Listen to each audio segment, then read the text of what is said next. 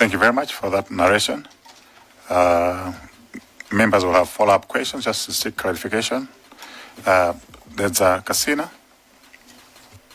Chair, mundu kuti ndi fusiso mchichewa koma ndili mafuso angapo kuti mwina mai Winie Nyondo akhoza ndiyankhapo. Sindikudziwa poyamba message imene ya upatu mbona mene mwatipatsa ma message yo kapena the chat mabweresa kuti you can submit it on record. The conversation ya ino ndi Mr. Jimaneni. Mbona mene mwatipatsa the chat. Thank you, Honorable. Yes. They're now Umboni meneo. Chabwino. Munali kumaliro kumene munapanga live streaming. Ngati ndafa bwino manena kuti amene analengeza pamwambo maliro kuti a vice president sabwera ndi asembe mukunyamuka mupita kumanda. Kupatula asembe aliponso wina amene adalengeza pagulu kuti pamwambopo kuti a vice president safika so pamwambo kapena analengeza ndi asembe okhawa. Pamene posendo ukumbukira koma amene ndikukumbukira kwambiri ansembe. Chabwino. Lomaliza chair. Mapita ko kayangana thupi tsiku la chiwiri munali madimo siyana ndi makamba kuti body inapezeka panapezeka asilikali ndi anthu ena ochepa. Munali anthu ambiri kufika pamalopo kapena inu munafika kale anthu afika. Zikoma Honorable ife tinafika anthu atafika kale. Ndipo ngoti mtundu wa asilikali foi kumaye kuno tikati asilikali ena matenga a polisi ngati asilikali bainera kati asilikali manena IMDF ndipo ngati mudapeza asilikali mtundu wa asilikali munenati amala defense force kapena mukamba a polisi. Zikoma Honorable analipo onse a polisi plus MDF. Chair, that's all from the Ndege. Thank you very much, Chair. I would like a confirmation from Ms. Winie Nyondo concerning the message that was sent to the forum that you had within your office. How many people were available on that forum? Is the forum still available? And is it possible to provide the contents of that forum to this committee? Number two, you have appeared several times in the testimonies depicting that the late Vice President was very fond of you. How would you describe your relationship with the late Vice President? Thank you very much, Chair. Proceed.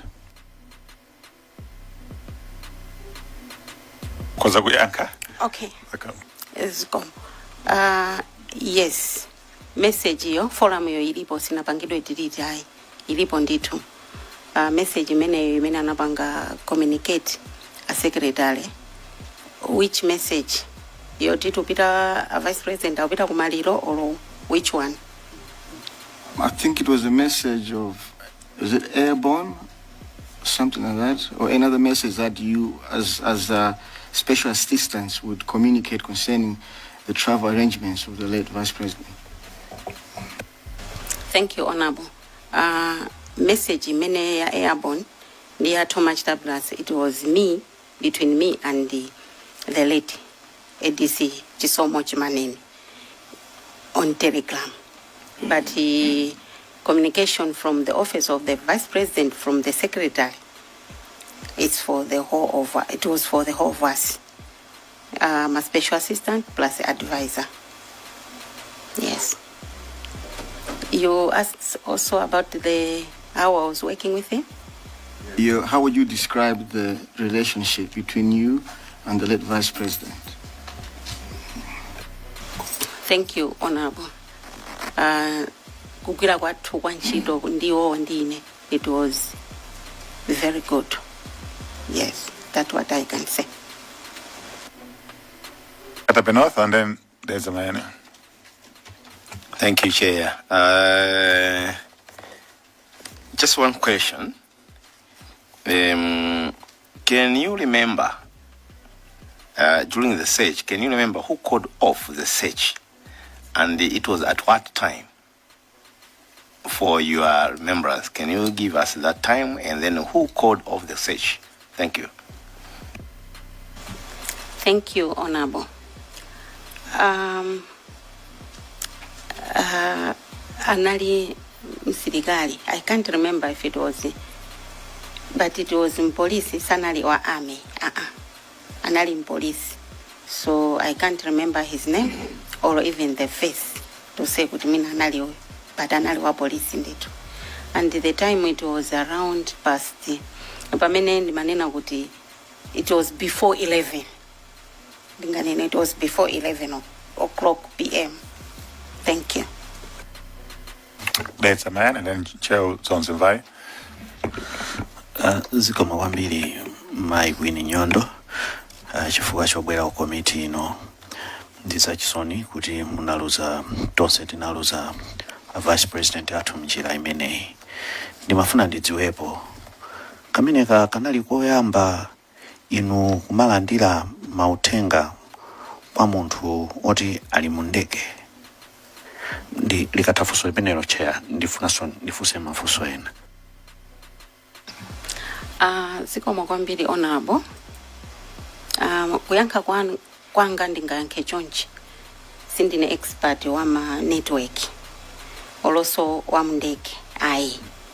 Koma kunena kuti kulandira message mundege ndinena choncho.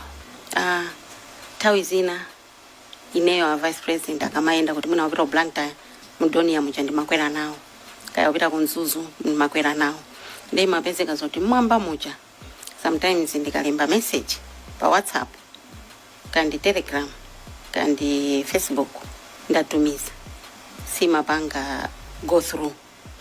But maybe after some seconds, after some minutes, imapanga go through and umapezeka so ineso ndalandira ma message ena. So ndimene ndingayankhire zimene zozo. Okay, ndukudziwa mwakwerapo mwina nena experience yanu pa ndege ya mtoto wa Donia.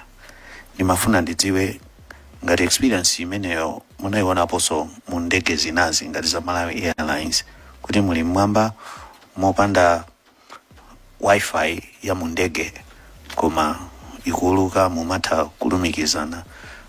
Munakhalapo ndi ma experience yana nikumufuna musiyanitse pakati pa zimene munazoona zikuchitika mu Donia ndi zimene munazoona zikuchitika mu ndege zina. Okay. Thank you Honorable. Ndanena kale kuti sindine expert wa network. Sindimadzidziwa za network kuti simaenda bwanje. Ndiponso sindine wa mndege. Koma many experience yanga ndapangira because Donia ija mina ndakwerapo if not katatu or mina kafolo. Tikamati titapita Blanta inachitika so the same. Tikamatumiza message later on imapita ndimalandira some message. Kaya kunzuzi it was the same. Koma ya kuti mina ndakwera Air Malawi Ethiopian ayi. Nditumize message sifika. Unless ngati mina ndanyamuka kuno ndafika Blanta ndimalandira. Thank you. Kusolanga lomaliza. Ndi mafuna ndidziwe potinu ndamene mwatsata kwambiri za media ndipo the late vice president anakudalira ni kwambiri za media. Munkufufuza kwanu aliponso wina wena alandirapo message tsiku limenelo kuchoka mu ndege ipita kwa munthu wina. Just for your own information, we don't necessarily need to tell you message inali yoti chani koma did you know of any other people who had a similar communication from your point of view? Thank you. I end there, Chair. Thank you. Thank you, Honorable. Nkani mene yoyo mwina ikara yondivutirapo because ineyo after ntalandira message icha I shared with the family. Now tunisira Joshua Valera. The same message now was also a PS Lucky Square ndalandira izi. Lezi kanakhala kuti kwina kwalandira akanandiuza so mwina koma popo no communication imene nalandirapo kuti ena so nalandira message ndilibe imene yoyo. Thank you. Chair